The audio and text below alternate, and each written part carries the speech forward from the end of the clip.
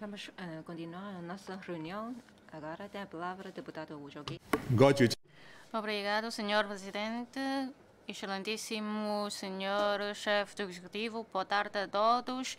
A minha pergunta é a construção do trânsito inteligente e o aumento da qualidade de vida. O desenvolvimento do trânsito inteligente é muito elogiado pelos países avançados e está a amadurecer no interior da China, onde o sistema 5G, enquanto elemento importante, já é amplamente utilizado. Este é o ano de início de concretização do espírito do 20º Congresso. Portanto, durante o processo de modernização ao estilo chinês na nova era e na nova jornada, a promoção do desenvolvimento do trânsito inteligente é um indicador importante e dispensável. Macau acolhe anualmente 20 ou 30 milhões de turistas, mas a construção do trânsito inteligente contribui para melhorar a fisionomia da cidade, desenvolver os setores do turismo e lazer e aumentar a qualidade de vida da população. Senhor chefe do executivo, quando a promoção da construção do trânsito inteligente, que medidas podem ser tomadas para a respectiva integração no desenvolvimento da Grande Bahia? Que planos mais prospectivos que existem para Macau estar na vanguarda dessa construção em articulação com as políticas de novas energias e a meta de emissões pelos veículos? Obrigado. A palavra ao senhor chefe do executivo. Obrigado, senhor presidente e deputado Wu Jogi. Sim, trânsito inteligente é um elemento muito importante para cidades e também é uma tarefa que tem de fazer. Para o governo pretende fazer bem os aspectos da proteção ambiental no âmbito de trânsito inteligente. Já promovemos o uso de veículos eletrônicos e também instalamos muitos postos de carregamento para esses veículos nas ruas e também nos autossilos públicos e também privados. Também há estes postos de carregamento e no futuro nas habitações públicas e também nas habitações privadas pretendemos também estas estejam equipadas com postos de carregamento. E, portanto, conforme o novo regulamento, é assim, todas estas habitações também têm de dispor destes postos de carregamento. Eu não recomendo a instalação de postos de carregamento rápido nas habitações privadas, mas nos centros comerciais ou nos autossilos públicos, sim. E acho que para a generalização destes veículos e o carregamento lento também já é suficiente para todos os veículos. Porque as taxas, as despesas com eletricidade também são mais baratas. E quanto ao código de transporte, ou seja, assim, com este novo código de uso de transporte, então os turistas também podem utilizar não só Macau MPay, mas também Union Pay ou contas bancárias de Macau também podem assim pagar os autocarros. Estamos a fazer isto e com o Ministério de Transporte do Interior da China já estamos a lançar, ou seja, já estamos a negociar com o Ministério ou serviços competentes do Interior da China para assim o cartão de transporte de Macau ou do Interior da China podem ser utilizados entre as duas regiões. E quanto à cidade inteligente, Sim, vamos assim proceder à remodelação das paragens de autocarros para aditar mais informações inteligentes. E em Hanqing estamos também a promover a título experimental a condução sem condutores e até o momento não se registrou qualquer acidentes e, portanto, podem também experimentar este tipo de transporte em Hanqing e, portanto, se calhar isto é difícil de ser concretizado em Macau, porque a rede viária em Macau é muito complicado e, portanto, a sua concretização em implementação em Macau é difícil. Pretendemos fazer bem o trânsito através de outras formas e o governo está a fazer ou trabalhar nesse sentido para que Macau esteja na vanguarda em relação às outras regiões vizinhas, mas temos devido à dimensão da cidade e também à complexidade da rede viária de Macau, se calhar só podemos desenvolver a cidade ao mesmo tempo das outras cidades. Deputada Lo Chao-yin, obrigado, senhor presidente, excelentíssimo senhor chefe do executivo. Boa tarde a todos. Não se pode negar que o governo tem desenvolvido muitos trabalhos no âmbito das políticas de saúde para os idosos. Recentemente lançou os cuidados de saúde à distância nos lares de idosos, que obteve o reconhecimento da sociedade. E espero que o âmbito deste serviço seja ainda mais alargado. O problema de envelhecimento mantém-se e a proporção da população idosa já ultrapassou 13%, o que vai trazer grandes desafios e pressão para os serviços aos idosos. Para responder às necessidades, o governo deve continuar a investir quer financeiramente, quer na reserva de mão de obra, com vista a enfrentar o aumento das necessidades. Os cuidados de saúde à distância, internet, mais serviços de saúde do interior da China estão cada vez mais amadurecidos e a respectiva plataforma está a desenvolver-se a ritmo acelerado. O governo vai considerar introduzir mais tecnologia na área da saúde e vai ajustar as leis e regulamentos relacionados com os cuidados de saúde para futuramente os serviços de saúde online poderem ser estendidos a mais hospitais privados, clínicas, lares de idosos, residências para idosos e bairros comunitários. O governo vai reforçar o nível dos serviços de saúde online e offline para atenuar a pressão sobre o sistema público de saúde, vai desenvolver serviços de diagnóstico e reabilitação online e a plataforma de gestão médica e de saúde online e vai estendê-los ao domicílio para os idosos poderem usufruir de cuidados de saúde mais abrangentes e convenientes. Obrigado. Sr. Chefe Executivo, faça favor. Obrigado, Sr. Presidente. Agradeço as perguntas da deputada Lo Chao-yin. Em primeiro lugar, durante a pandemia, chegamos a utilizar a internet para efeitos de diagnóstico, nomeadamente no tocante a idosos. Se utilizamos tudo à distância, creio que podemos então ver problemas devido ao seu estado de saúde. Provavelmente precisam de um diagnóstico presencial do médico.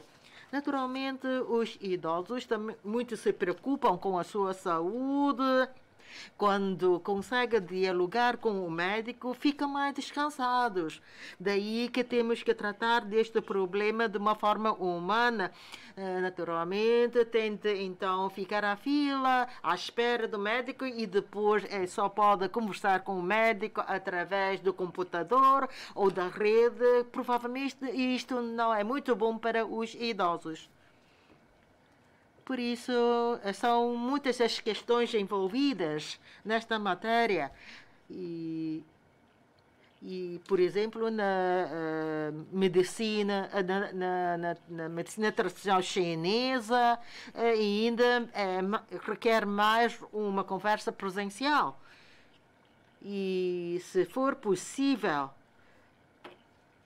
porque Macau é uma terra pequena e todos os centros de saúde, eu creio que temos em quase todas as zonas, podemos então servir bem a nossa população. Também vamos adoptar técnicas, tecnologias. Por outro lado, há que ter em conta se os nossos idosos conseguem ou não processar ou utilizar os computadores. E pedir aos idosos para, através do computador, conversar com o seu médico, mesmo para o Código de Saúde, recorremos na altura o apoio de várias associações para ajudar os idosos a aceder à rede para obter o Código de Saúde. E provavelmente para os idosos é ainda mais fácil apanhar um autocarro e ir até ao posto de saúde, o centro de saúde. Seja como for, vamos estudar as duas soluções, aliás, já tentamos. Deputado Cigalo, obrigado, Sr. Presidente. O desenvolvimento da diversificação adequada da economia 1+4 está a avançar rapidamente. Para promover a massificação do desenvolvimento das 4 indústrias e a sua mercantilização, há que recorrer à importação de talentos para captar as elites de diversas regiões. Mas o passo mais crítico é atrair empresas de alta qualidade das principais cadeias, empresas de 10 mil milhões ou 100 mil milhões. Já apresentei várias vezes à população o modelo de fundo. O governo pode tomá-lo como referência para criar um fundo orientador para as indústrias adequadas ao mercado, no sentido de aumentar a confiança dos investidores, e deve assumir o papel predominante na atração de investimentos. Por exemplo, sob a forma de fundo-mãe, mais investimento direto na indústria, mais recursos financeiros e capital social podem ser direcionados para as 4 principais indústrias. A Zona de Cooperação Aprofundada lançou o Fundo de Investimento Industrial da Zona de Cooperação Aprofundada entre Guangdong e Macau, em Hanjin, no valor de 10 mil milhões de renminbi. Então, senhor chefe do Executivo, este fundo da Zona de Cooperação Aprofundada é o modelo de fundo-mãe que o governo está a considerar? Qual é a sua participação? O governo dispõe de alguma previsão sobre o montante de capital que este plano de 10 mil milhões de patacas pode atrair? Obrigado. Senhor chefe do Executivo, obrigado, Sr. Presidente. Agradeço a questão do deputado Cicalon sobre este fundo. Acho que o senhor deputado já referiu esta questão várias vezes. Sim, o fundo é o conceito maior. Existem vários tipos de fundo. Agora está a falar do fundo MAI. Última vez falou daquela empresa Tapmacé sobre o fundo de soberano, que para apoiar a exploração da empresa. Acho que o âmbito do fundo é bastante abrangente. Em primeiro lugar, sobre este fundo da Ilha de Hengqin, está neste momento em projeto. Por isso, para não confundir, que está a concretizar sobre aquele fundo de 10 mil milhões. E segundo, tudo tem a ver com o ato da Comissão da Ilha de Hengqin, que não envolve o dinheiro, do nosso dinheiro. Para não criticar isto, porque isto não envolve o dinheiro do governo da Arabia, só tem a ver com a Comissão Executiva da Ilha de Hengqin. Para não confundir isto, sim, temos um fundo que está a investir na província de Guangdong, mas isto é diferente. Neste momento obter lucros com isto. também já tivemos várias reuniões com o governo, com a Assembleia sobre isto. Tenho de esclarecer isto, que este fundo que não envolve o nosso dinheiro, não é questão da transparência, isto é da parte da Hanshin. Temos de distinguir muito bem isto para não confundir a nossa sociedade. E sobre o fundo, eu concordo que isto pode ser um suporte do tal projeto. O Banco da China, também o tal ministro da Tecnologia, também para desenvolver o tal fundo, também na ilha da Hanshin. E quais os projetos utilizava o tal fundo mar. Olhando para a conjuntura, já muitos fundos já conseguem continuar a aguentar, mesmo o fundo mar, os filiais, que nesta fase não conseguem angariar dinheiro ou fundos. Aquela empresa, da tal empresa Hyundai, também entra da falência. Também temos de ter uma precisão, temos de ter o fundo mãe, depois há fundos filiais, senão isto passa a ser diferente, passa a ser do fundo soberano. Tenta isto para conseguir liderar os fundos filiais.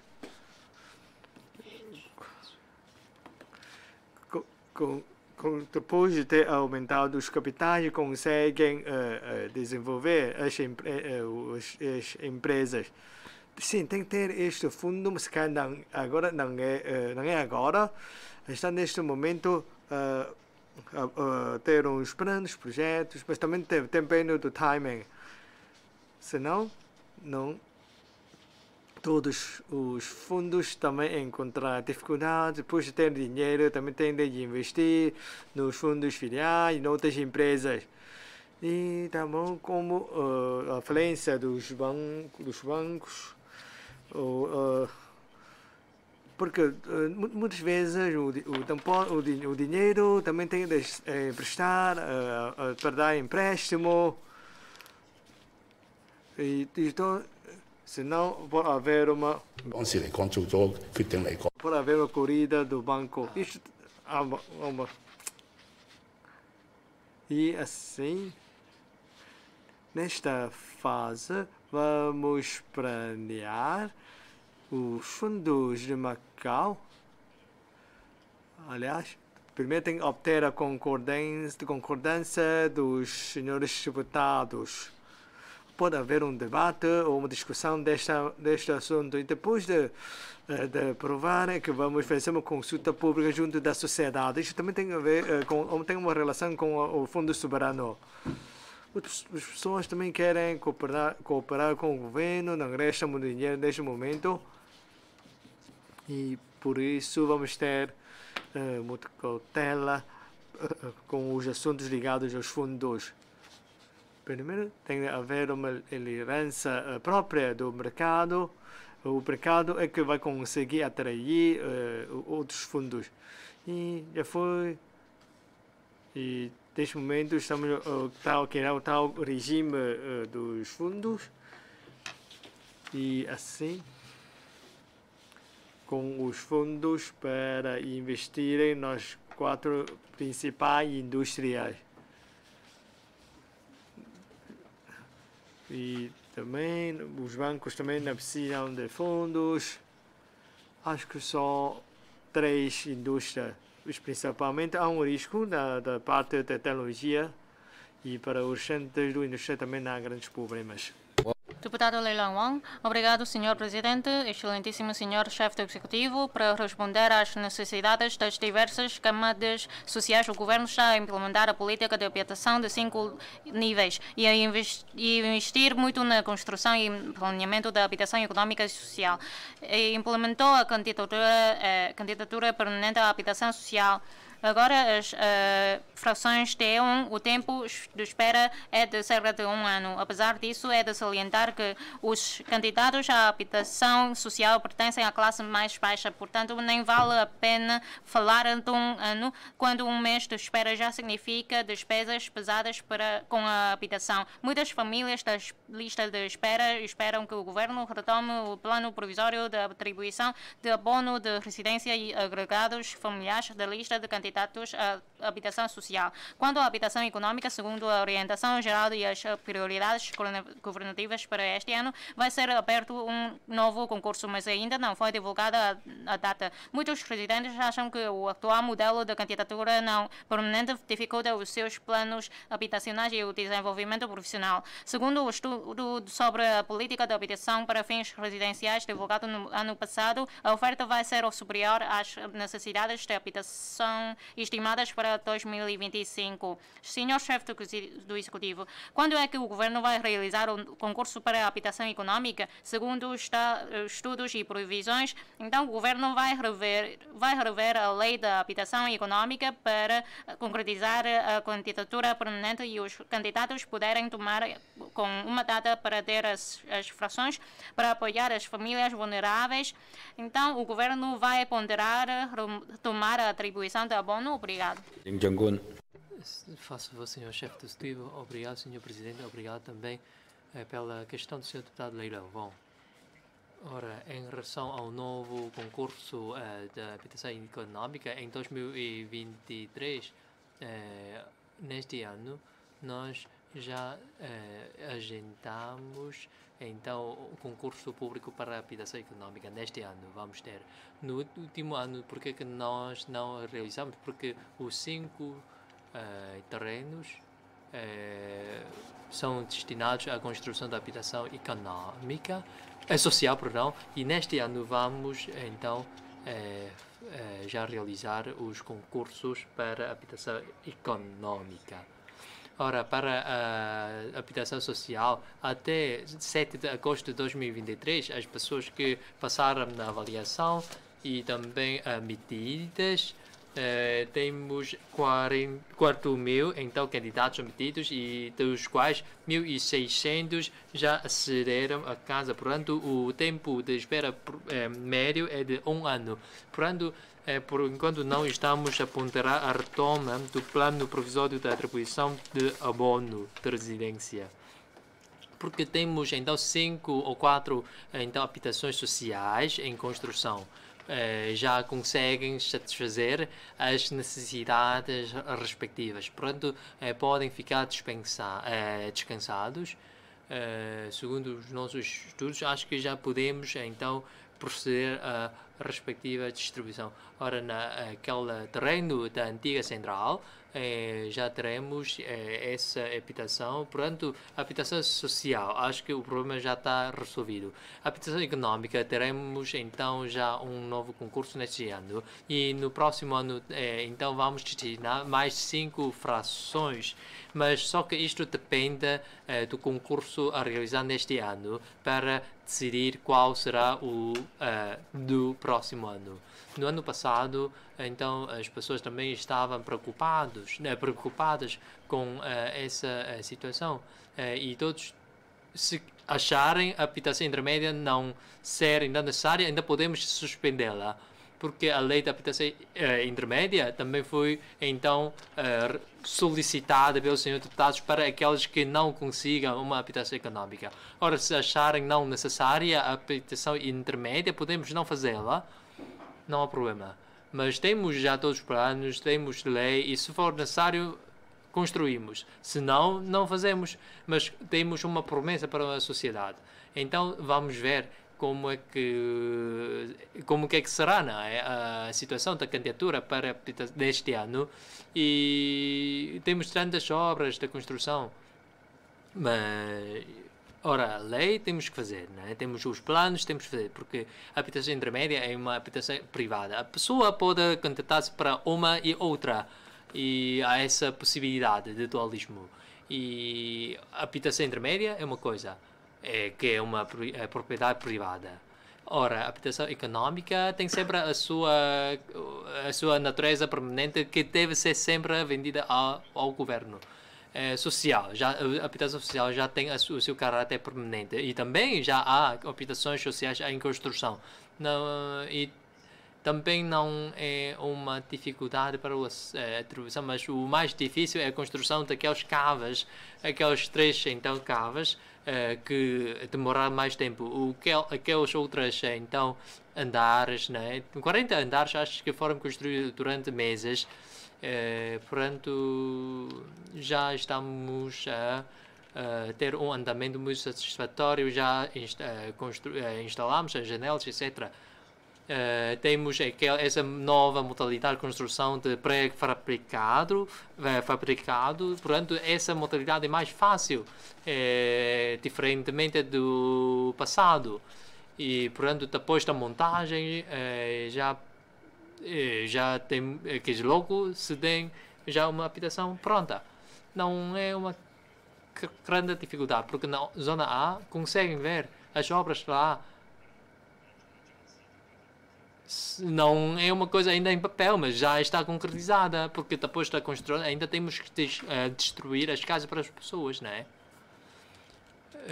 Portanto, não é uma coisa que sem prazo, mas sim tem uma colonização. Obrigado. Deputado Chan Zhamo. Obrigado, Sr. Presidente. Excelentíssimo Sr. Chefe do Executivo. A minha pergunta é quais são os planos e objetivos a curto, médio e longo prazo. A indústria do turismo é uma das importantes indústrias pilares de Macau. Com a recuperação e o desenvolvimento gradual dessa indústria, Macau, enquanto centro mundial de turismo e lazer, onde se encontram complexos turísticos e de lazer de grande escala com instalações diversificadas e aperfeiçoadas, deve ter em plena consideração as suas vantagens regionais para ampliar a fonte de turistas internacionais e o número de turistas estrangeiros, como o aumento de voos internacionais e a promoção ativa da cooperação turística. O governo tem vindo a desenvolver uma série de trabalhos de divulgação no interior e no exterior e a adotar várias medidas para a atração de visitantes, com vista a explorar mais fontes de visitantes internacionais. Quanto aos mercados-alvo no exterior, o governo tem participado nas principais feiras de turismo regionais e internacionais. A parte disso, tem impulsionado todos os residentes e sectores envolvidos de Macau a apoiar a campanha de cortesia de Macau seja nosso convidado, sinta-se em casa, implementada pelo governo com vista a incentivar todos os sectores a tratarem os visitantes com cortesia. Senhor Chefe do Executivo, quais são os planos e objetivos a curto, médio e longo prazo para desenvolver o software e o hardware do mercado turístico internacional? Obrigado. Palavra, Senhor Chefe do Executivo. Obrigado, Senhor Presidente e Deputado Chan Zhamo.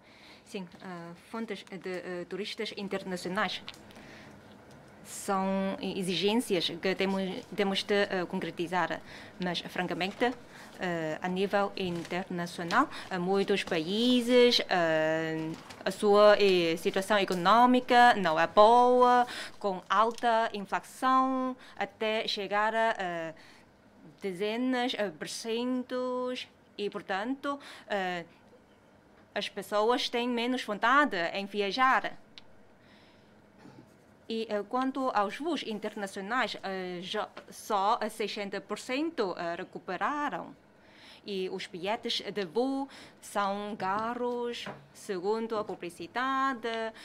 Excursões para a Europa, os bilhetes continuam a ser caros. E nesta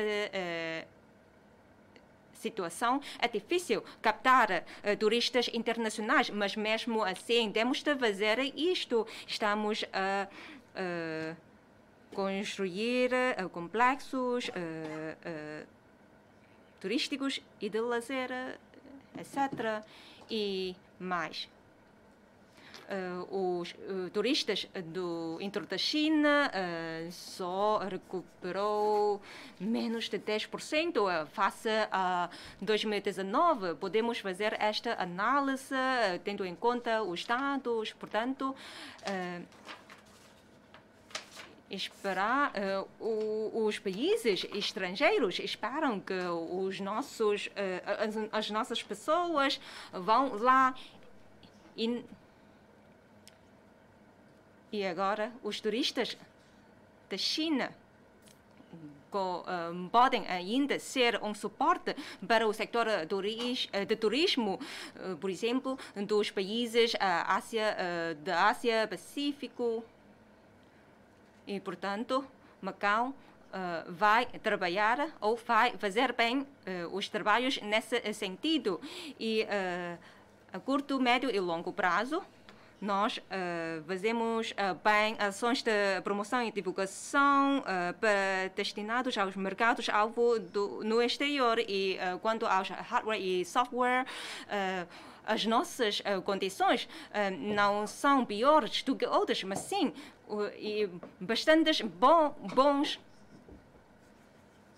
E, portanto, a médio prazo, estamos a pensar como é que podemos aumentar a percentagem dos hotéis de 3 estrelas, porque temos muitos hotéis de 5 estrelas, mas poucos hotéis de 3 ou 4 estrelas. Portanto, há aqui um desequilíbrio. Portanto, isto vai também afetar o turismo local. Em 2019 havia muitas excursões, mas este ano, no primeiro semestre, só havia poucas, porque as despesas com excursões são caras. E também as despesas com os hotéis também são caras e as excursões também trazem pressões para o trânsito local. E como uma excursão tem 28 ou 30 turistas, e agora portanto, temos de pensar sobre isto. Temos estas lagunas. Sim, a queda significativa de excursões. Mas o número de turistas não diminuiu. Macau é muito pequena, mas acolhe muitos turistas. Só que não temos instalações complementares suficientes, mesmo que o governo conceda muitos alvarás de táxi, mas não temos taxistas suficientes. E, portanto, depois de acabar a elaboração do regulamento administrativo, já podemos avançar com novos concursos públicos para táxis. Mas, por exemplo, um táxi dividido por 3 turnos, então é necessário 3 taxistas. E, portanto, em Hong Kong há que importar taxistas de fora, mas em Macau não. E a situação melhorou no primeiro semestre, mas no ano passado muitos táxis estavam estacionados no autossilo da ilha artificial da Ponte Delta, porque como tinham de pagar os custos com os combustíveis, portanto, na altura, os taxistas preferiram estacionar os táxis no autossilo da ilha artificial. A situação do ano passado era muito má, mas agora já melhorou. Enquanto os táxis por marcação online, tudo isto tem a ver com as leis. Não podemos fazer o que quisermos sem atender às leis. Temos de ter um regime. Portanto, a médio prazo, sim, a próxima lei sobre a lei da aviação civil também está em discussão na Assembleia Legislativa. Assim, com a aprovação daquela próxima lei, então podemos ter mais companhias aéreas e a população também tem mais opções. E Assim, podemos ter mais voos internacionais e não só voos para o interior da China. E esperamos que as companhias aéreas locais possam ter sua sede em Macau, por exemplo. Estamos ainda a avançar com a construção do terminal T2 do aeroporto e estamos a fazer tudo isto para que no futuro mais empresas aéreas sediaram-se em Macau. Deputada Sumbecken, obrigado, Sr. Presidente, excelentíssimo Sr. Chefe do Executivo. A promoção do crescimento econômico tem sido a maior prioridade deste governo sob a liderança de Vossa Excelência. Macau começou a apresentar sinais de retoma econômica após os turistas voltaram e algumas grandes empresas de turismo e lazer saíram dos prejuízos. Alguns economistas entendem que as receitas deste ano vão ultrapassar as previsões, atingindo com certeza 170 mil milhões de patacas ou até 180 mil milhões de patacas. Apesar da retoma econômica e os rendimentos dos residentes não aumentaram proporcionalmente e perante a subida contínua da inflação e dos juros, a pressão de vida de muitos residentes é enorme. Face à situação atual, acredita-se que só com a promoção empenhada do aumento dos rendimentos e medidas e promoção do consumo será possível impulsionar o poder de compra e o desenvolvimento das PME.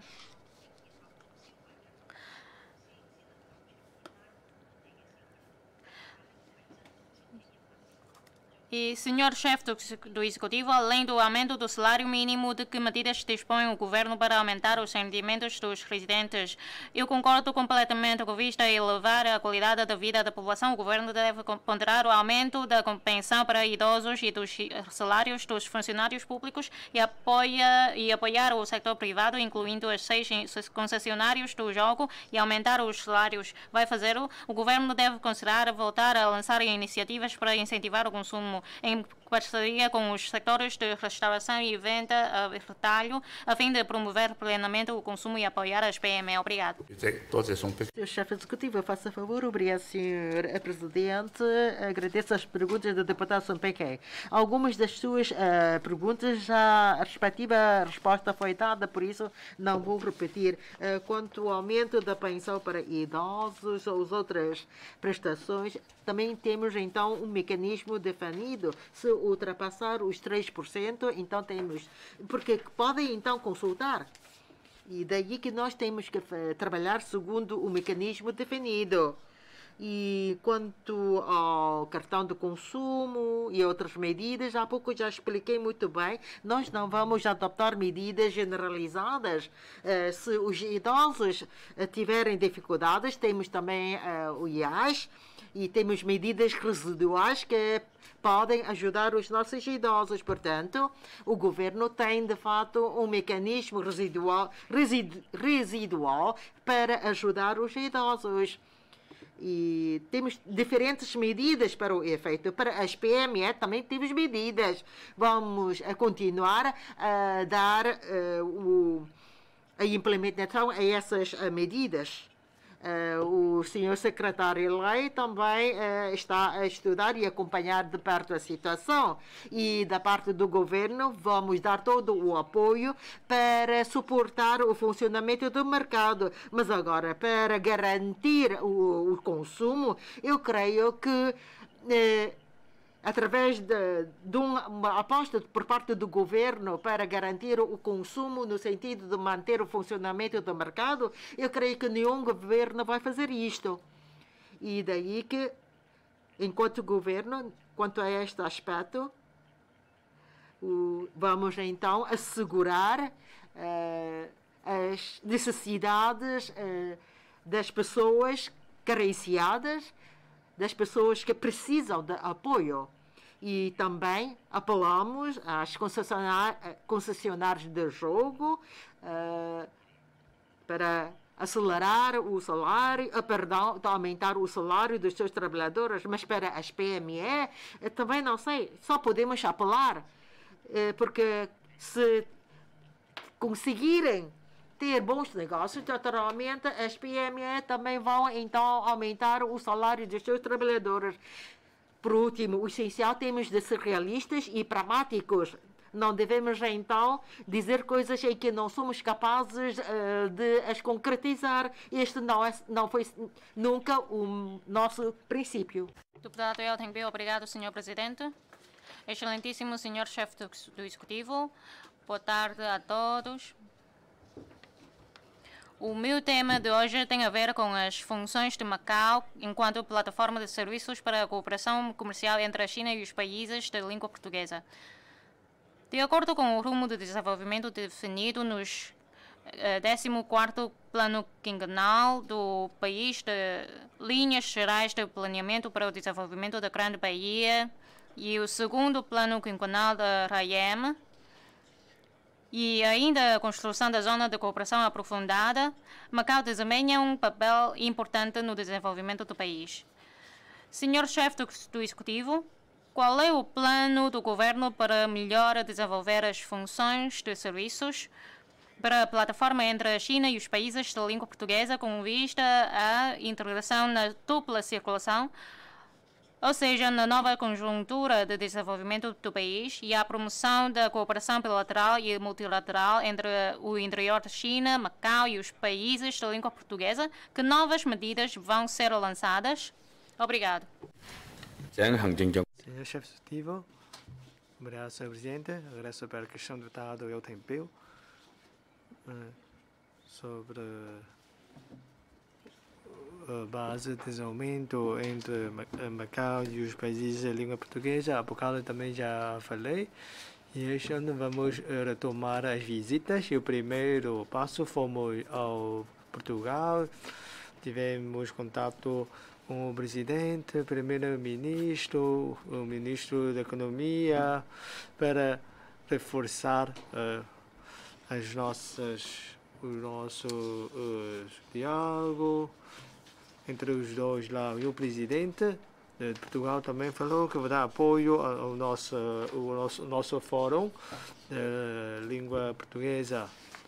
E enquanto base entre os países de língua portuguesa, já criamos esta base e ao longo dos anos, mais ou menos 20 anos, o fórum já desempenhou muito, trabalhou muito. Tiveram contatos também com o entorno da China no primeiro metade de 2023. Já envolveram os nossos mais ou menos de 100 mil milhões de US dólares. E no próximo ano vamos ter os reuniões, conferências ministrais, e o governo também vai cooperar com as tais exigências para trabalhar os respectivos trabalhos e serviços. Obrigado. Deputado Chen Hoseng, obrigado, Sr. Presidente. Excelentíssimo Sr. Chefe do Executivo. A minha questão é: a nova Biblioteca Central transmite a cultura chinesa. A leitura é um meio importante para a aquisição de conhecimentos e a formação de valores morais, e os livros são o seu suporte. Por isso, as bibliotecas têm a ver com a transmissão da cultura e a formação de talentos. Os preparativos da construção de nova Biblioteca Central estão a avançar a bom ritmo e são alvo de grande atenção da sociedade, que espera uma definição clara do posicionamento desta nova biblioteca para se levar a imagem cultural de Macau, se acompanhar a evolução dos tempos e se oferecer serviços de qualidade diversificados. Há que melhorar o software, mas o conteúdo cultural é a alma de qualquer biblioteca. O Museu de Arquivos Nacionais de Publicações e Cultura, inaugurado há pouco tempo, é um grande projeto cultural autorizado pessoalmente pelo presidente Xi Jinping, e ao qual este deu grande importância para servir de apoio à transmissão da excelente cultura tradicional chinesa. Ninguém tem dúvidas que a Biblioteca Central vai contribuir para a conservação dos livros, mas tomando como referência a experiência do museu, deve também assumir o seu papel na transmissão da excelente cultura tradicional chinesa. Então, Senhor chefe do Executivo, quais são os planos e medidas de que dispõe para a nova Biblioteca Central cumprir essa missão? Obrigado. Da palavra, Senhor chefe do Executivo. Obrigado, Senhor Presidente. Obrigado pela também questão do Senhor Deputado Chan Hussein. A Biblioteca Central, já estamos a fazer o projeto e a TQ e vamos fazer primeiro as caves, depois a superestrutura. A Biblioteca Central é o núcleo de sabedoria intelectual. E, ora, de que tipo de biblioteca Macau precisa? Essa questão deve ser, então, resolvida e decidida por profissionais da área. Eu sou laico desta área. Eu não vou definir o rumo para a Biblioteca Central, mas, portanto, isto não é uma decisão individual, mas sim, isto vai ser decidido conforme as necessidades dos jovens, idosos e de toda a sociedade. Vamos ter uma equipa profissional para, então, decidir o conteúdo a atribuir para a Biblioteca Central. A minha resposta só se pode limitar aqui. E, portanto, a construção da Biblioteca Central não pode depender do meu custo pessoal, porque o senhor deputado é da área cultural, ainda pode também apresentar a sua opinião ao governo para referência. Agora, ainda não construímos. Quanto à construção, iremos ainda ouvir as opiniões da sociedade para saber qual que tipo de biblioteca Macau precisa. Em Tapsem, no outro lado, ainda temos bibliotecas aqui mantidas. Será que todas devem ser iguais ou algumas devem ser mais especializadas? Pronto, tudo isto vai ser apurado e decidido, ajuizado pela equipa, por uma equipa ainda profissional. Ora, a Biblioteca Central, se for uma biblioteca especializada, então deve ser destinada em determinada área. Acho que assim é que consegue a Biblioteca Central assumir o seu papel. Por enquanto, eu só posso limitar a minha resposta até aqui. De resto, deixa então a senhora secretária El Xiaoyang decidir, porque a Biblioteca Central é uma questão que requer uma elevada sabedoria e conhecimento. Obrigado. Deputado Zhang Qinzhong. Obrigado, Senhor Presidente. Excelentíssimo Senhor Chefe do Executivo. A minha pergunta é sobre promover o plano de desenvolvimento do turismo mais macro-saúde. A macro-saúde é uma das 4 principais indústrias a desenvolver-se. E com a entrada em funcionamento do Hospital das Ilhas, há que acelerar o seu desenvolvimento. Espera-se que, com a orientação e apoio do governo, o setor do turismo e os diversos sectores sociais continuem a reforçar a cooperação, a desenvolver as vantagens do turismo de Macau e promover o desenvolvimento do turismo mais macro-saúde para se alcançarem novos resultados. O governo está empenhado no desenvolvimento da macro-saúde e no seu contributo para a estratégia de diversificação adequada da economia 1+4. Senhor chefe do Executivo,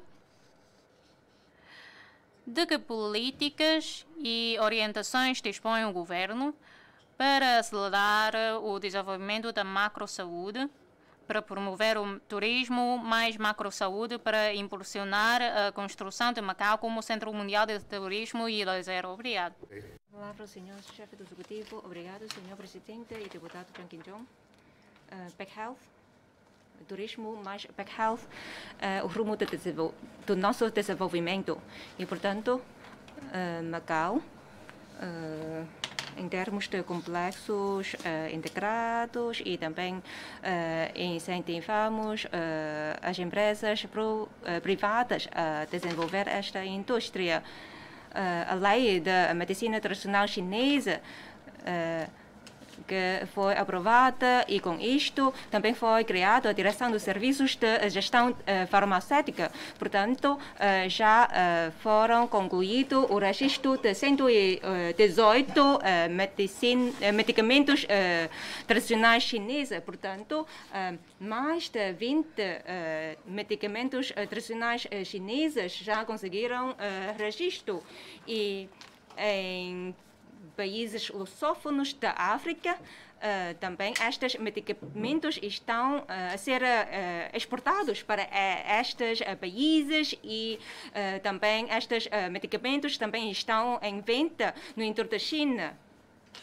E também após a aprovação do regime jurídico do Hospital das Ilhas, então podemos com estes Hospital das Ilhas, podemos promover o turismo mais saúde. Então, quanto à direção de serviços de gestão farmacêutica, nós já aprovamos 36 novos medicamentos em circulação em Macau. 14 são novas, inovadoras, e é para curar doenças cardíacas. E Macau foi a primeira região a autorizar a venda no mercado deste medicamento. Portanto, temos boas instalações, bons medicamentos e boas equipas de profissionais de saúde. E agora, com nova lei, quer o governo, quer os hospitais também podem requerer o registro de medicamento. Então,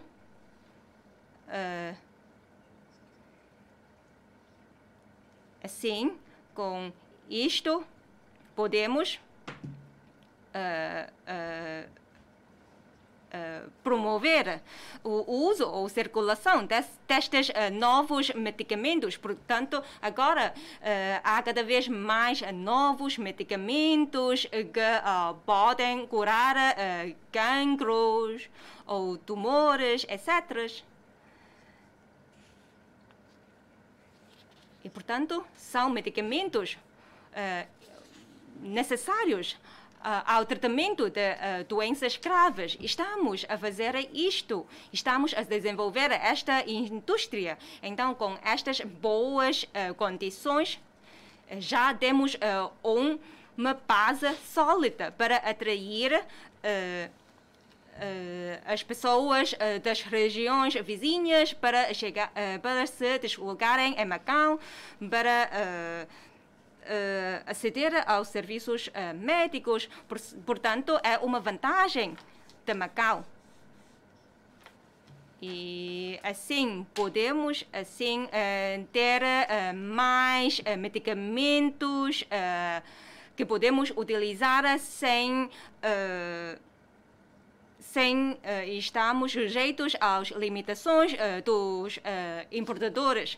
Sabemos que o mercado local é um mercado pequeno, mas se podemos ter uma abrangência muito ampla, então podemos também captar novos clientes. Portanto, nós também enviamos equipas para a ilha de Hainan ou Tailândia para visitar os regimes de outrem, para aprender com os outros. Assim, conseguimos desenvolver as nossas vantagens. Deputado Pang Chuan, Excelentíssimo senhor chefe do executivo, no dia 1 de agosto, o presidente Xi Jinping apresentou um artigo intitulado Reforço da Pesquisa Básica para alcançar o autofortalecimento da ciência e tecnologia de alto nível. Segundo este artigo, a nova revolução tecnológica e industrial está a desenvolver-se e a integração interdisciplinar está a avançar e o paradigma da pesquisa científica está a mudar profundamente. Para enfrentar a competição internacional em ciência e tecnologia, alcançar o autofortalecimento científico e tecnológico de alto nível, promover a construção de uma nova conjuntura de desenvolvimento e alcançar um desenvolvimento de alta qualidade, é urgente reforçarmos a pesquisa básica para resolver os problemas tecnológicos cruciais a partir da fonte e da base. Quanto aos recursos humanos e equipamentos para a pesquisa básica, de que planos dispõe o governo para impulsionar as instituições de ensino superior a desenvolverem a pesquisa básica para contribuir para a concretização de autofortalecimento científico e tecnológico? Obrigado. Senhor chefe executivo, faça favor. Obrigado, Sr. Presidente. Agradeço as perguntas do deputado Pang Chun. As nossas universidades, de fato, também estão a trabalhar, contribuir para a nossa política de 1+4. E creio que neste momento não estou a ver a probabilidade e viabilidade de nós investirmos tanto como o nosso país, porque os professores, de fato, em Macau, conseguem, então, através de uma equipa, proceder a estudos e investigação. Mas se me perguntar, naturalmente, este caminho eu suporto, eu apoio. Só que as universidades oficiais, eu já não falo do setor privado, naturalmente é bom em realizar pesquisa básica, mas se for as universidades oficiais, a universidade oficial, eu creio que em Hangqin estamos agora a desenvolver tecnologias de ponta e também do Big Health, macro-saúde, daí que há necessidade de ter base. E também concordamos que seja então feita se realiza pesquisa básica. Mas, de fato, eu, francamente, o que é que se trata de pesquisa básica? É um conhecimento de outra vertente. Daí que não, porque a pesquisa básica não conseguimos, é uma coisa abstrata que nós não podemos aplicá-la em concreto, fisicamente. Daí que em Macau, neste momento, não somos capazes de fazer isto, porque as nossas escolas, estabelecimentos de ensino, não têm ainda capacidade para fazer isto. Espero que o senhor reitor, para trabalhar nas matérias espaciais, meteorológicas, porque da minha parte, quanto à pesquisa básica, no meu entender, trata-se disto que de fato tem a ver com um conhecimento de um nível muito, muito elevado. E também no passado, também sabemos que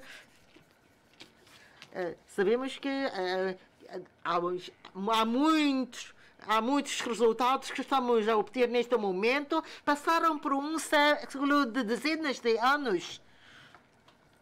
Portanto, nós não podemos esperar por dezenas de anos pelos resultados de pesquisa básica, porque quer a Universidade Politécnica de Macau, quer o MAC, também estão a trabalhar, mas agora têm que trabalhar para a vertente das indústrias emergentes. Muito obrigada pelas perguntas. Deputado Chaniclá. Obrigado, senhor presidente. Excelentíssimo senhor chefe do executivo.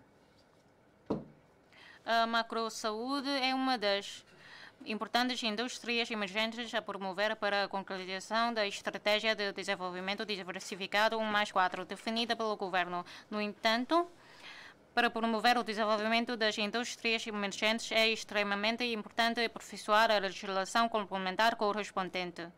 Por exemplo, durante a produção de medicamentos, vão registrar-se problemas com a drenagem de águas residuais e não existe legislação específica para a sua fiscalização, o que não protege o ambiente e não beneficia o desenvolvimento da indústria da macrosaúde. Sem uma lei específica para regular esta matéria, será muito difícil promover o desenvolvimento desta indústria. Para não falar dos padrões de GMP a atingir. Por isso, senhor chefe do executivo, quanto ao desenvolvimento da indústria da macrosaúde, vai ponderar e elaborar uma lei específica para fiscalizar a drenagem das águas residuais? Obrigado. Senhor chefe do executivo, obrigado, senhor presidente. Agora, sobre a questão do deputado Chan Yak-lap. Maka, não existe uma lei específica sobre a drenagem de águas residuais, mas só que temos a lei de base sobre o licenciamento de poluição, e também existe no Código Penal relativa disposições antes da emissão da licença.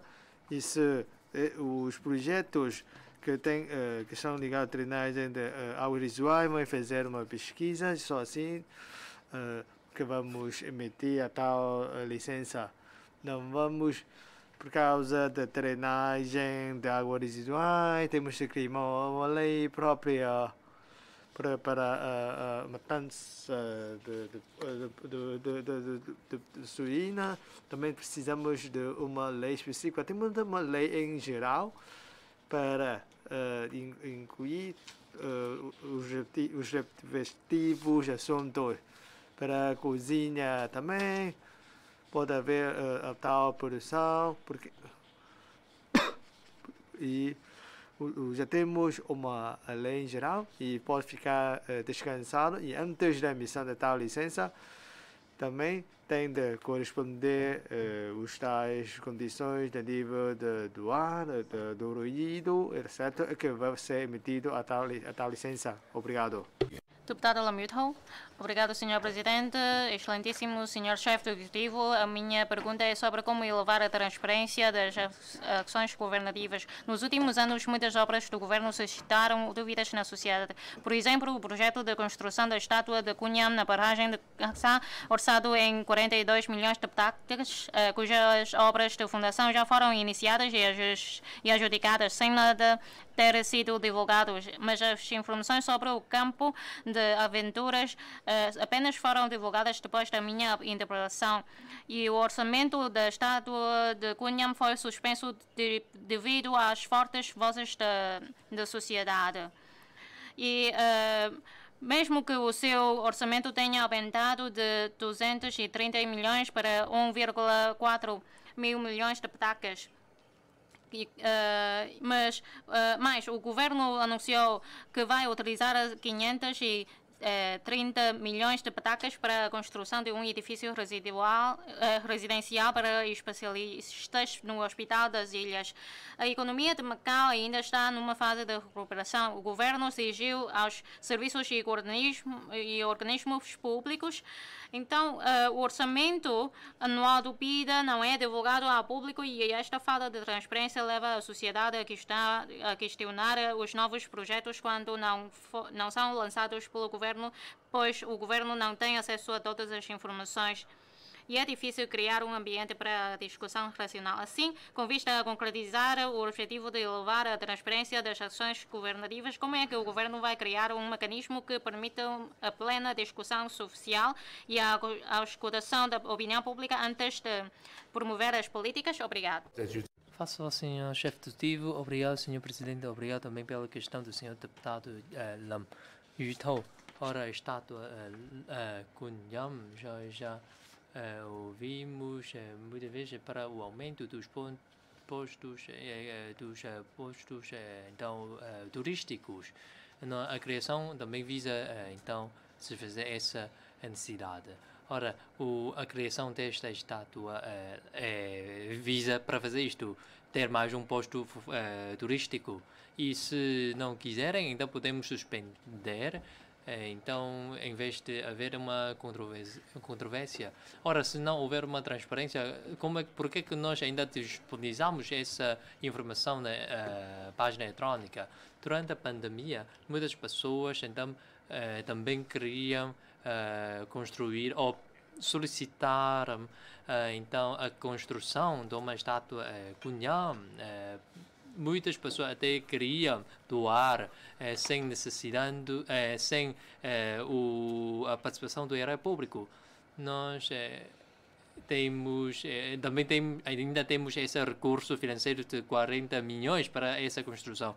Ora, se acharem que isto não é necessário, então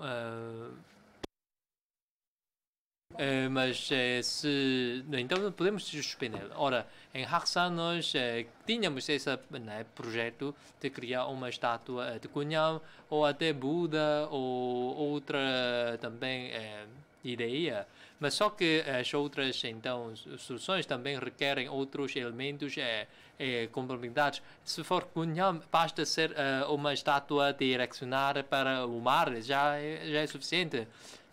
Kunham pode ter muitas então formas, não é?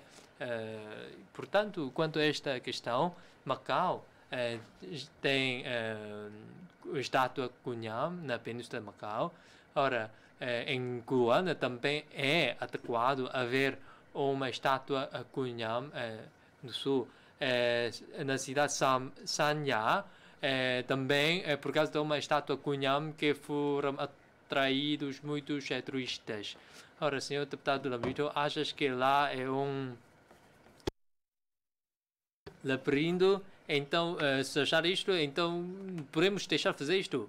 Para o governo, nós vamos então ouvir as opiniões da população. Durante os últimos 3 anos de pandemia, nós também fomos abençoados por Kunham. E, portanto, é que nós apresentamos essa iniciativa e depois também ouvimos a opinião da população e deixamos de fazer isto. Ora, se o governo precisa de fazer uma consulta pública para um projeto de 40 milhões, então não temos ainda tempo para fazer tudo isto. Também muitas coisas nós também fazemos de acordo com a nossa lei de enquadramento então, orçamental. Algumas coisas necessitam de uma consulta pública e algumas não. E nós podemos tomar uma decisão. Também nós temos predominância do executivo, mas não é que o executivo então que faz tudo, que manda tudo, não é? E imagina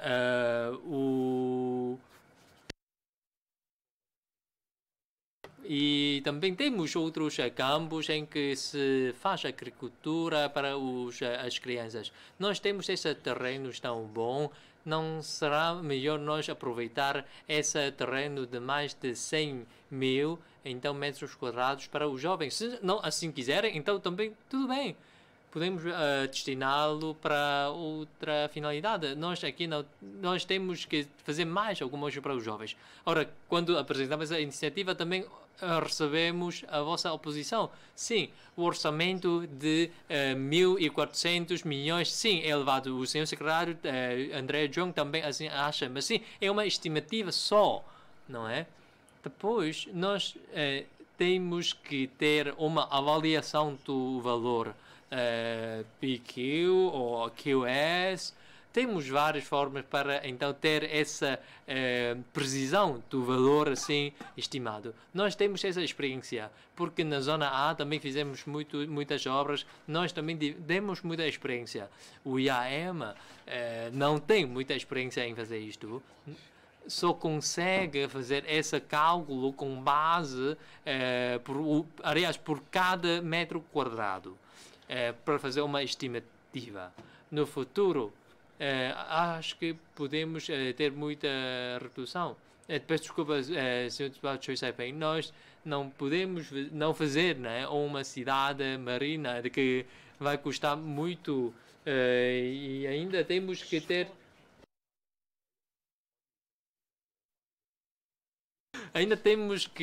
ter em si um espírito de proteção ambiental e temos muitos então elementos, sim, temos que ter uma cidade de esponja, entre aspas. E como é que se faz uma esponja? Não é assim tão fácil, temos que ter muitas infraestruturas, areias e tudo mais, muitas camadas, e lá em cima é que ainda temos que ter outros materiais para a construção civil. É uma grande área em que se requer muitos conhecimentos profissionais. Se houver alguma coisa a mais, então temos que correr. Se houver uma coisa necessária, temos que fazer sempre.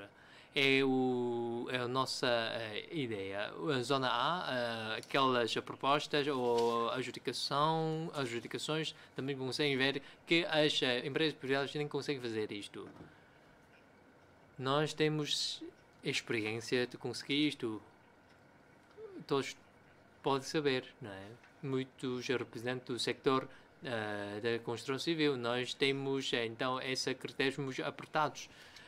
Zona C, também temos, então, adjudicações, também recebemos muitas propostas para, imaginem, 500, então, elevadores também. Aquela que ganhou a adjudicação é o empreiteiro que vai fazer a encomenda. Nós não vamos desperdiçar o erário público. PIDA é sempre divulgado. PIDA está sempre divulgado. A senhora deputada Wong Ki-cheng também pode responder se nós apresentamos ou não o BIDA. Nós seguimos sempre a lei do enquadramento orçamental, apresentamos sempre trimestralmente o BIDA, a Assembleia Legislativa. Todos conseguem ler. Cada projeto, cada ideia é inscrito separadamente nos termos da lei do enquadramento orçamental. Segundo a antiga lei de enquadramento orçamental, nós ainda podemos transpor o dinheiro de um projeto para outro. Depois da discussão com a Assembleia Legislativa, nós introduzimos a alteração à lei de enquadramento orçamental. Depois, a regra passa a ser o seguinte: o projeto pode demorar 10 anos, mas não pode transferir o seu orçamento para outro projeto. É o espírito subjacente à nossa lei de enquadramento orçamental. Portanto, agora, cada projeto, então, cada programa, né, tem assim o seu prazo de execução e depois, se não conseguir, então o orçamento vai ser alunado. E acho que os senhores deputados, acho que aqueles que aprovaram a lei de enquadramento orçamental, eu na altura também estava presente na apreciação, e foi essa a maior alteração. Portanto, nós eliminamos essa comunicabilidade do orçamento entre os diversos projetos. Agora já não é possível. O orçamento não utilizado já vai ser nulo. Ora, barreiras contra inundações ou comportas, nós já explicamos muitas vezes. A Biblioteca Central também já respondi ao senhor deputado Chan No-sen que nós não paramos os trabalhos, nós suspendemos. Não é que com 2 fundações nós conseguimos fazer esse trabalho com a biblioteca construída. Nós ainda não temos o projeto, ainda não fizemos QS, PS. Como é que fazemos? Temos procedimentos para a construção civil. Não é assim tão fácil fazer uma interpretação. Temos procedimentos. Uma construção é para o uso durante uma centena de anos. E o fiscal, tudo isto, nós também temos que passar pela adjudicação. Todos têm que apresentar propostas. Nós temos uma lei a dispensar a adjudicação para os projetos com valor inferior a dezenas de milhões. E, segundo a lei, aqueles projetos que devem ser divulgados, nós divulgamos sempre. Aqueles que não necessários, então, por que é que temos que fazer isto, não é? Tudo isto está claro. Tudo isto está em conformidade com a lei de enquadramento orçamental e demais diplomas legais. Se nós fazemos tudo isso ao nosso gosto, como nós quisermos, então, não seguindo a lei, então até o presidente pode dizer que não pode não seguir a lei, não vai isto acontecer, não é? Temos uma lei, temos que cumprir, temos que obedecer. Aqui, essa ideia é muito clara. Nós vamos fazer bem a salvaguarda do nosso erário público. Ora, quando a Praia Haxa, com essa solicitação da sociedade, vamos comunicar a empresa responsável pela concepção. Vamos, então, fazer de novo. Ora, aquela ideia de, entre aspas, cidade esponja, sequer não compreende. Sabe como é que, quanto custa aqueles materiais para a construção, algodão ali que deve ser utilizado? Não sabe, não é? E depois a treinagem, para onde vai aquela água reciclada? O senhor deputado Choi Sai-ping tem sempre defendido essa ideia de cidade esponja.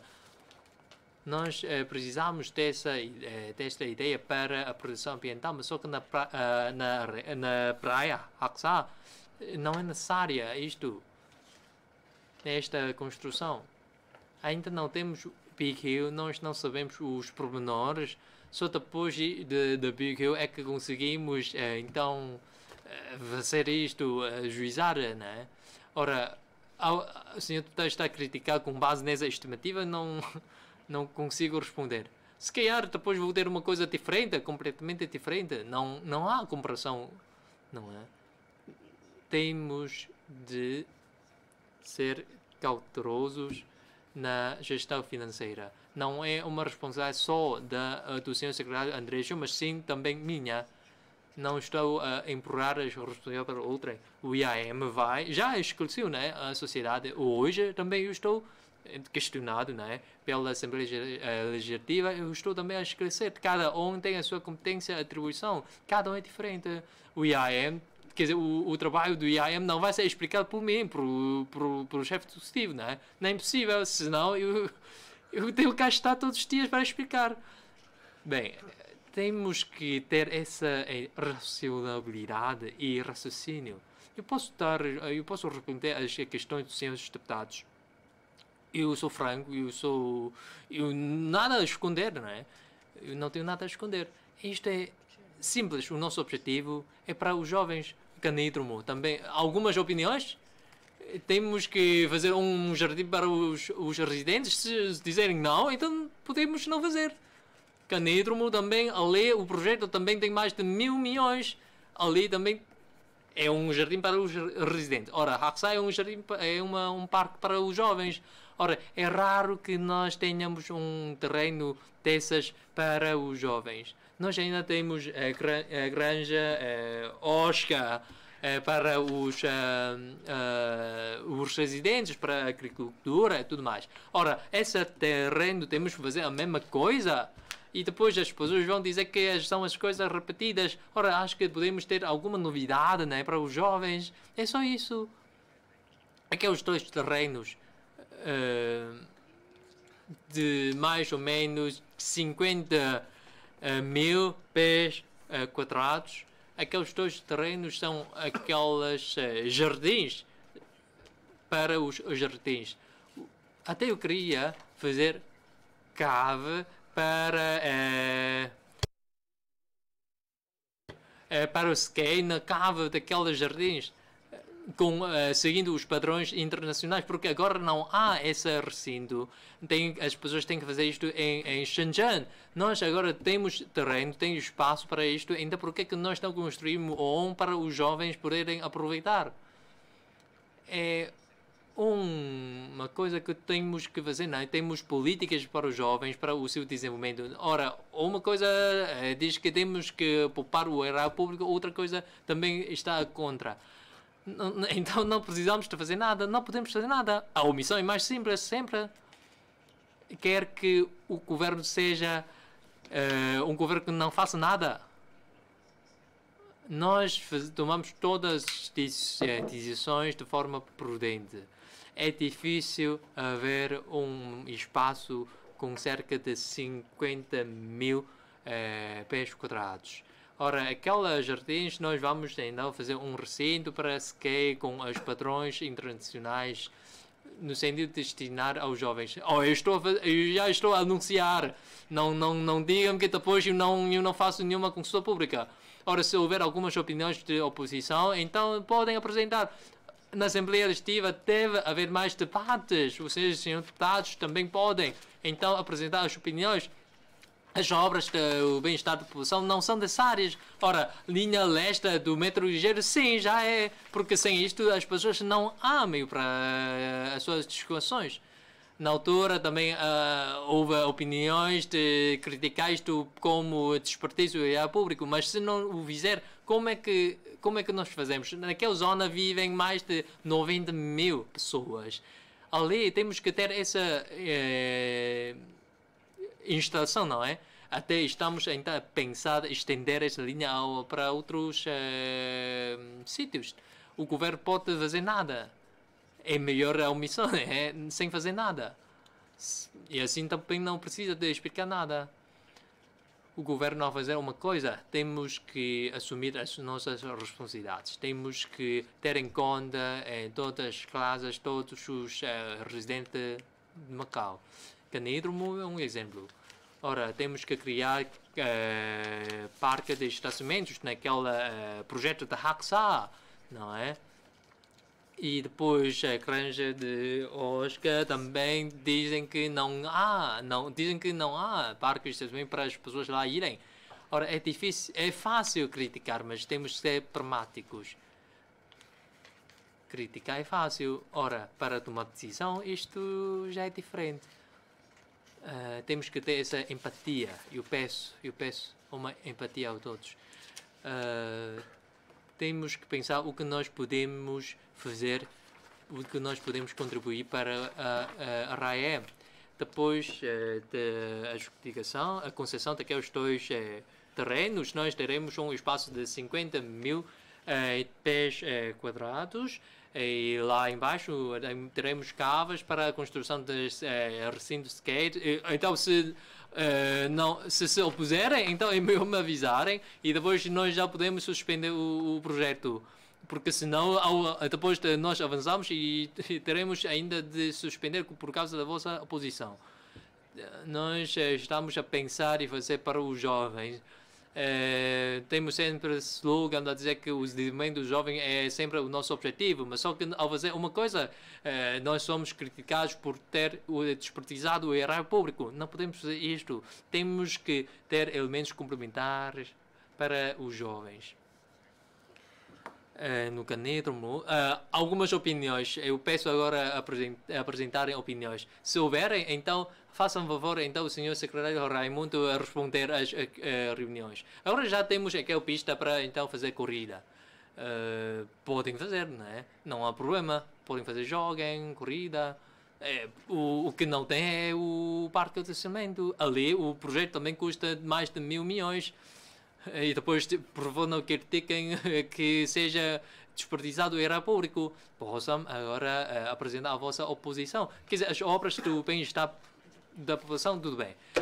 Mas algumas obras são necessárias, sobretudo as de trânsito. Nós também já ouvimos as opiniões das entidades profissionais. Ora, com portas não temos agora condições de fazer isto. Já explicamos aqui e as empresas também fizeram uma apresentação. Fizemos tudo o que nós podemos fazer. Temos que meter uma máquina mecânica na água e só anos é que vai ser levantada fora da água. Portanto, há dificuldades. Não é uma barreira assim metal. É um betão. Portanto, não é assim tão fácil. Tenho aqui a minha explicação. Obrigado. Deputada Langan, obrigado, Sr. Presidente. Excelentíssimo Sr. Chefe do Executivo. A zona Grande Bahia. A zona da Grande Bahia é um conjunto de cidades com a maior vitalidade econômica ao nível mundial e tem um importante papel estratégico no desenvolvimento do Desenvolvimento Nacional. O chefe do Executivo afirmou que Macau participa proativamente na construção do corredor de inovação científica e tecnológica da Grande Bahia, reforça o desenvolvimento coordenado das indústrias principais. Macau é uma microeconomia e, dentre as cidades da Grande Bahia, começou tarde no desenvolvimento da inovação científica e tecnológica. Então, senhor chefe do Executivo, qual é o papel de Macau na construção do corredor tecnológico da Grande Bahia, com a entrada em vigor do regime jurídico de captação de quadros qualificados? Como é que o Macau pode aproveitar a interação positiva na cooperação científica entre a Zona de Cooperação Aprofundada e as cidades da Grande Bahia? Como é que vai ser promovida a integração do desenvolvimento da indústria da academia e da investigação de Macau? Qual é o papel desempenhado pelo Corredor de Inovação Científica e Tecnológica no desenvolvimento do turismo mais? Como é aproveitada a inovação tecnológica para promover a reconversão e atualização do setor do turismo e aumentar a diversidade e competitividade dos produtos turísticos? Obrigado. Da palavra, senhor chefe do Executivo. Obrigado, senhor presidente, deputada Lan Anquei. Agradeço a sua questão sobre desenvolvimento científico e tecnológico na Grande Bahia. Sim, estamos a avançar com o regime jurídico de captação de quadros qualificados. Quanto às tecnologias, já respondi, não vou repetir. O MAG, IFT, a MAS também já criaram diferentes instituições e fizeram muitos projetos em Hanqing. E, por exemplo, o Centro de Investigação de Macau em Zhuhai também já concluíram, e até junho de 2023 também já foram concluídos 130 projetos e mais 110 projetos comerciais. Portanto, a MAS, o seu centro de investigação, também está a fazer muito investigação sobre a medicina tradicional chinesa, e a Universidade Politécnica de Macau também tem um centro de tradução inteligente, e IFT também já criou, já tem centro de formação para talentos. Portanto, vamos fazer estes trabalhos. 多謝主席、長官各位官員、各位同事。疫情過咗7個月咧，澳門仍然咧面對緊一啲深層次嘅問題，係需要政府正面。Decorridos 7 meses após os 3 anos de gravosas medidas anti-epidêmicas. Portanto, agora a maior dificuldade é que encontrar um emprego a longo prazo. E as cinco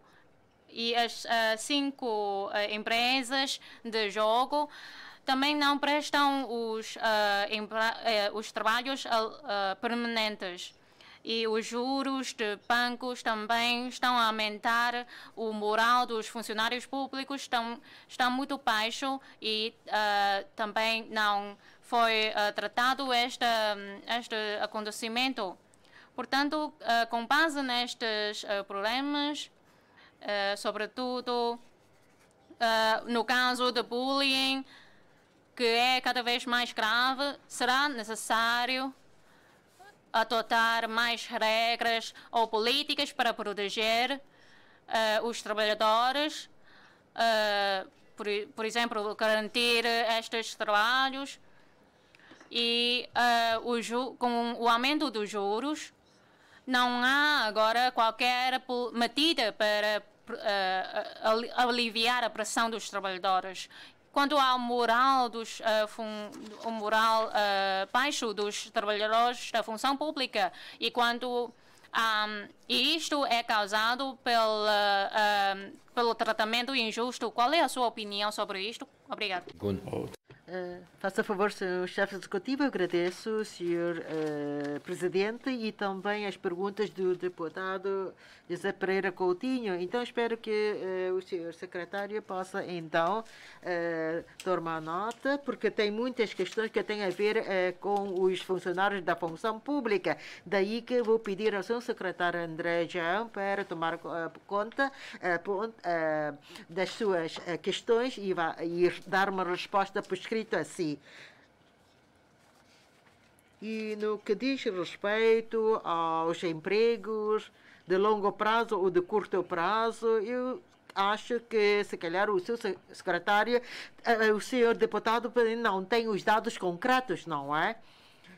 Eu só sei que quantas pessoas estão a trabalhar no Hospital das Ilhas, portanto, só tenho que verificar, porque não domino neste momento os dados. E quanto aos funcionários públicos, durante o combate da pandemia, se há ou não compensação, etc., creio que é uma resposta semelhante à da pergunta do deputado Jessai Wang. Portanto, dê-me, então, uma oportunidade para responder a esta mesma pergunta do colega Jessai Wang. Porque é difícil neste momento fazer uma avaliação se são que 37 mil ou 38 mil trabalhadores da função pública estão com baixa moral, não sabem. E seja como for, da nossa parte também temos dados. Os trabalhadores, os funcionários públicos que vieram a pedir subsídios devido às dificuldades, o número de candidatos também não foram muitos, porque temos uma disposição residual para os nossos funcionários poderem então pedir apoio. Se não conseguir atingir um limite, um nível definido, podem então pedir apoio. Deputado Jessai, obrigado, Sr. Presidente. Excelentíssimo Sr. Chefe do Executivo, durante o período da epidemia, os funcionários públicos da linha da frente sacrificaram o seu tempo para cuidar da família, não dormiram nem descansaram para lutar contra a epidemia, mantendo-se firmes nos seus postos de trabalho durante o verão, mas a compensação pelo trabalho extraordinário em alguns serviços ainda não foi concretizada. Após a epidemia, os preços dos produtos subiram em flecha e a pressão de vida dos funcionários públicos aumentou bruscamente, mas os trabalhadores que cancelaram a inscrição no regime de previdência não tiveram direito ao saldo da sua conta especial por não estarem reunidas as condições previstas no número 1 do artigo 7º do artigo 1 da Lei 5/2007.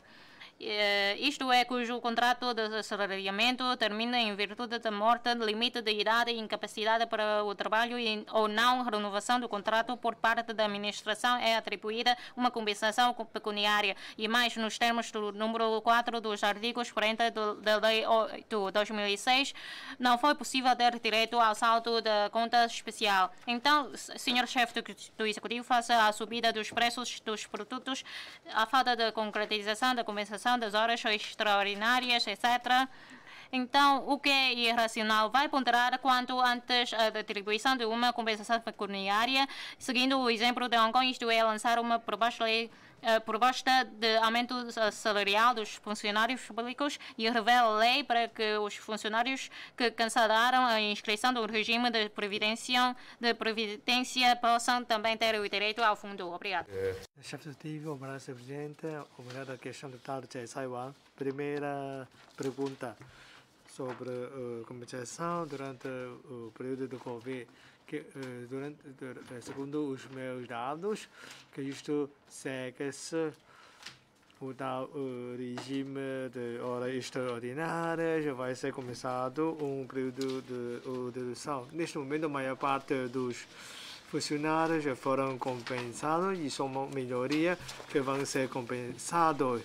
E, de acordo com os dados de 60 serviços públicos, e apenas 10 serviços, num total de 2.600 trabalhadores que neste momento a ser compensados. E uma parte que ainda não foram compensados de forma pecuniária. E alguns que, por causa da doença, ainda não foram deduzidos o tempo dispensado. E uma parte já foram descidos e 4% já ultrapassaram o tal período que ainda não apresentaram o tal pedido de compensação. Isto é mais ou menos a situação atual. Sim, se calhar ainda não é suficiente, mas só que os serviços estão neste momento a tratar deste assunto. E sobre outra questão que não possam obter conta especial, e antes da criação do tal regime que eram regulados por tal regulamento pelos seus trabalhadores, ou por causa de idade, da morte, ou não foram renovados, é que podem obter a compensação pecuniária. E a criação do regime de previdência é para dar uma proteção aos trabalhadores de assalariamento.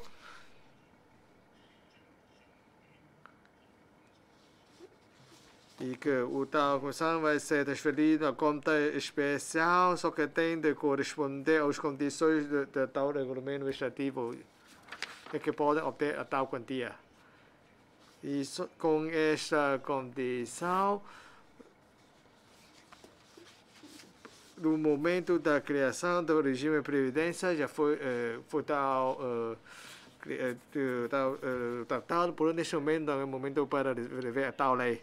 Deputado Wang Hinfei, excelentíssimo senhor chefe do executivo, o turismo e a economia estão em plena recuperação. Entre janeiro e junho, o número de visitantes ultrapassou os 11.645.000 e a média diária ultrapassou os 64.000. Nas diversas fronteiras há sempre, nos feriados, longas filas de espera nas praças de táxis e nos pontos turísticos mais visitados. Também não são frequentes as filas de pessoas à espera de táxi. Até ao primeiro trimestre, havia 1.391 táxis e 30 táxis especiais, e em 2024 termina o prazo de 100 alvarás. No pico de 2019 havia cerca de 1.900 táxis que com relutância conseguiam satisfazer as necessidades dos residentes. Então, algumas vozes sugerem ao governo a promoção, a legalização da chamada de táxis através da internet, e algumas vozes do setor do turismo sugerem que se siga o interior da China. Então, chefe do executivo, que medidas e meios eficazes é que as autoridades vão adotar para resolver as dificuldades dos residentes? Obrigado. Senhor chefe do executivo, faz favor. Obrigado, senhor presidente. Obrigado, senhor deputado Wang Hinfei. Neste ano, já expiraram aqueles 300 realizações. Vamos então realizar o novo concurso quanto antes para aqueles 300 táxis cujo prazo vai expirar. E quanto aos 2024, nós teremos então outros concursos. Sim, aquelas táxis, aliás, nós aqui temos uma legislação que restringe essa possibilidade de as pessoas marcarem veículos como o seu transporte de circulações, mas só que isto tem a ver com a nossa legislação no seu todo. Se nós permitirmos essa possibilidade, temos que alterar muitas leis.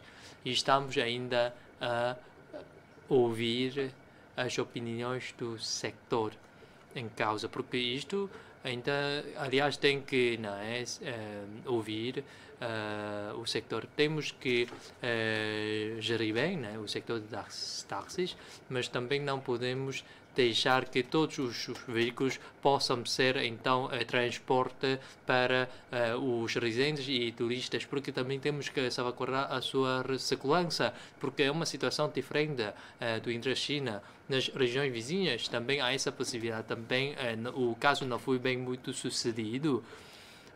Foi então efetuada uma grande compensação pecuniária, mas só que a empresa também não conseguiu um sucesso.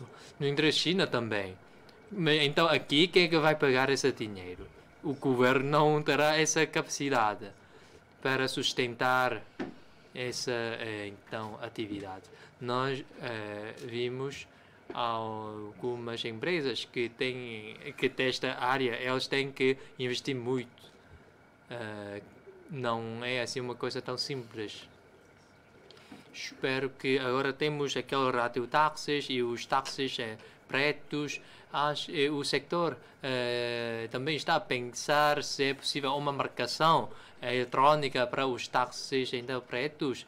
Então, mas isto vai envolver muitos problemas, por exemplo, de recusa de prestar então serviços ao cliente. Como é que isto seria resolvido? Como é que nós analisamos se for uma marcação eletrónica para o transporte, neste caso do uso de táxis pretos. Ora, temos vários tipos de táxis aqui, portanto temos aqui alguma dificuldade para satisfazer as necessidades dos turistas, que são mais de dezenas de milhões de pessoas. Ora, temos shuttle bus que conseguem satisfazer as necessidades de deslocações dos turistas.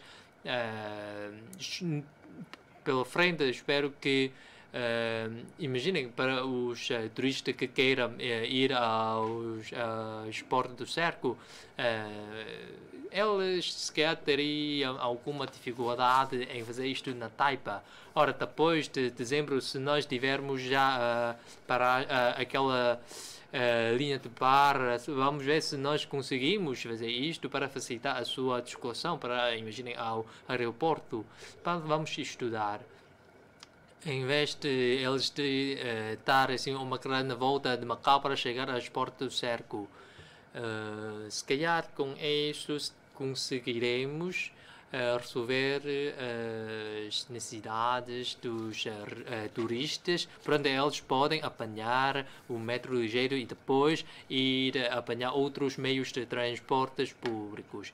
Depois da linha leste do metro ligeiro, então já é possível então chegar ao posto fronteiriço de Qingmao ou portas do cerco, mas essa questão seria resolvida nos próximos anos.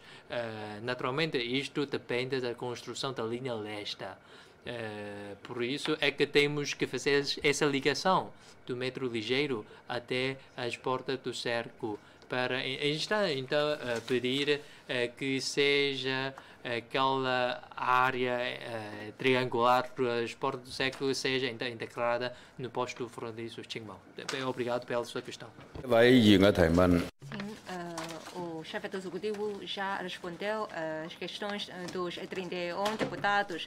Agradeço o senhor chefe do executivo e os membros do Conselho do Executivo e os colaboradores. E agora fica encerrada a reunião de hoje. Muito obrigado.